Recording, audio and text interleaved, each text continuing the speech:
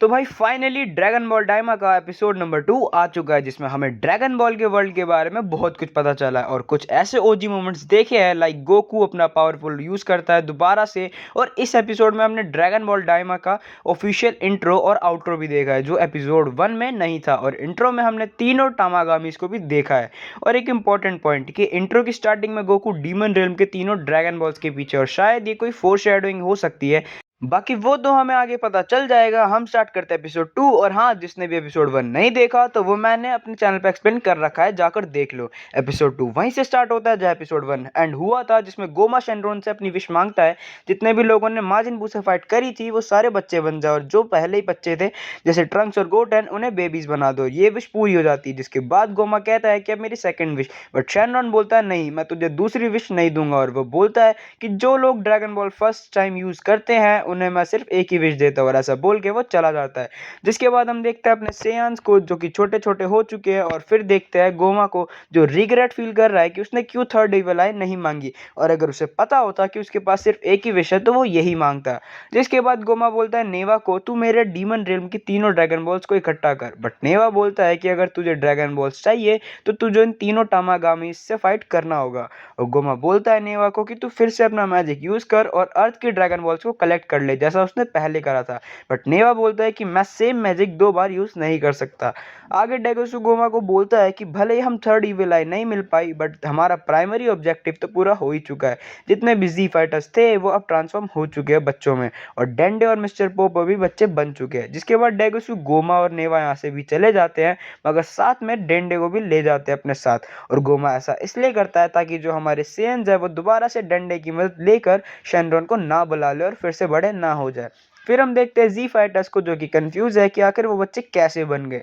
और ट्रंक्स वगैरह तो बेबीज बन चुके हैं, और बेबीज वैसे तो नहीं बोल पाते, बट हम उनके इनर थॉट्स सुन पा रहे हैं। इसके बाद मिस्टर सेटन बताते हैं कि सिर्फ ये लोग ही बच्चे बने हैं, बाकी सब नॉर्मल है। बट गोकू और वेजिटा इसे पहचान भी नहीं पा रहे। और दूसरी तरफ है बुल्मा और चीची, जो कि खुश है बच्चे बनने पर, क्योंकि उनकी स्किन कितनी सॉफ्ट हो गई है। अब हम देखते हैं पिकुलो और वेजिटा को, और क्योंकि सिर्फ वो बच्चे बने हैं, उनका आईक्यू नॉर्मल है, तो वो समझ जाते हैं कि ये काम है शेनरॉन का, और किसी ने उससे विश मांगी है। और जब गोमा और डाइगोसु अर्थ पर आए थे तब सुप्रीम काई ने भी उनकी प्रेजेंस को फील करा था। और सुप्रीम काई गोकू को बताते हैं कि मैंने टेंपल में कुछ लोगों को प्रेजेंस फील करी थी। और गोकू ये सुन के उड़ता है टेंपल की तरफ, बट वो उड़ नहीं पाता। और ऐसा क्यों हुआ है वो समझाते हैं हमारे मास्टर रोशी। और हाँ, मास्टर रोशी भी यंग हो चुके हैं। मास्टर रोशी बताते हैं कि गोकू सही से उड़ नहीं पाया क्योंकि उसकी बॉडी छोटी हो चुकी है और गोकू उसे बैलेंस नहीं कर पा रहा। और क्योंकि गोकू उड़ नहीं पा रहा तो वो सुप्रीम काई के साथ जाता है टेंपल बाय टेलीपोर्टेशन, और पिccolo भी उनके साथ जाता है। जिसके बाद ये लोग पहुंचते हैं टेंपल में, जहाँ मिस्टर पोपो बताते हैं कि कुछ पॉइंटी ईयर्स वाले लोग आए थे डीमन रेल्म से और वो डंडे को ले गए। और मिस्टर पोपो सुप्रीम काई को बोलता है कि एक तेरे जैसा दिखने वाला बंदा आया था डीमन रेल्म से, और ये सुनकर सुप्रीम काई सब समझ जाते हैं। और पिccolo भी सरप्राइज हो जाता है जब वो नेवा का नाम सुनता है, और वो बताता है कि नेवा एक लेजेंडरी नमेकियन है जो डीमन रिल्म से नहीं गया था, और वो इसीलिए ताकि वो डीमन रिल्म की ड्रैगन बॉल्स को प्रोटेक्ट कर सके। और आगे गोकू बोलता है कि डंडे किडनैप हो चुका है, मतलब हमें उसे बचाना होगा, तो हमें डीमन रिल्म में जाना चाहिए। बट सुप्रीम काय बताता है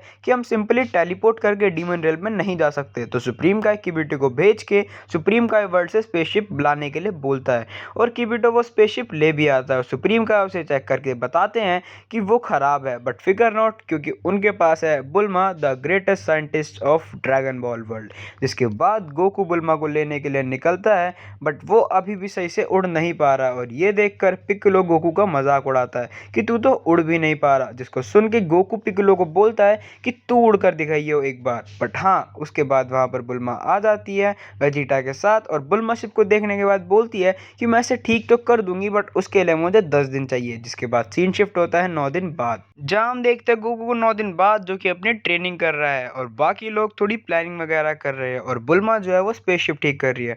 और गोकू को अभी भी फाइट करने में दिक्कत हो रही है इस छोटी बॉडी में, तो वो जाता है पावर पुल लेने के लिए। आगे हमें ये बताया जाता है कि हर कोई जिसके पॉइंटी ईयर्स होते हैं वो डीमन रिल्म से बिलोंग नहीं करता, बट मोस्टली करते हैं। और बहुत टाइम पहले माजिन, जो कि डीमन रिल्म से दूसरे प्लेनेट पर जा आ रहे थे, वो बहुत ज़्यादा हो गया था, तो अब उसे बंद कर दिया गया और अब सिर्फ कुछ गिने चुने लोग ही वहाँ आना जाना कर सकते हैं। अब हम देखते हैं गोकू को, जो कि कारिन से मिलने आया होता है और ये है ओरिजिनल ओनर ऑफ पावर पुल। और गोकू इससे यूज़ करता था, बट कुछ टाइम बाद उसने इसे यूज़ करना छोड़ दिया था और उसे यहाँ ये पता चलता है कि पावर पुल तो मास्टर रोशी के पास है। और गोकू पहुँचता है मास्टर रोशी के पास, जहाँ उसे पावर पुल तो मिल जाता है, बट जिस पर मास्टर रोशी ने अपने कपड़े सुखा रखे थे। जिसके बाद गोकू वहाँ से अपना पावर पुल लेता है और वह चला जाता है सबको दिखाने के लिए। जिसके बाद ये लोग डिनर करते हैं, बट तभी वहाँ पर एक स्पेसशिप आती है और मिस्टर पोपो इसे देखकर बोलते हैं कि ऐसी ही स्पेसशिप से वो डीमन रेम के लोग भी आए थे, बट इस टाइम जो आया है वो बंदा है जो डेगुसु और गोमा की बातें सुन रहा था छुपकर, और इसका नाम है ग्लोरी। और ये हेल्प मांगता है गोकू से कि वो डीमन रेम में आए और इसकी मदद करे, और जो नया डीमन किंग बना है गोमा उसे हरा दे। जिसको सुन के गोकू तो रेडी है कि चलो एक नए एडवेंचर पर। बट सुप्रीम गाय उसे पूछता है कि तुझे गोकू के बारे में किसने बताया, और ग्लोरी बताता है कि उसे गोकू के बारे में डीमन किंग ने बताया है, जो कि डीमन रेल्म के थर्ड वर्ल्ड को रूल करता है। आगे सुप्रीम गाय बोलता है कि मैं भी चलूंगा डीमन रेल्म में।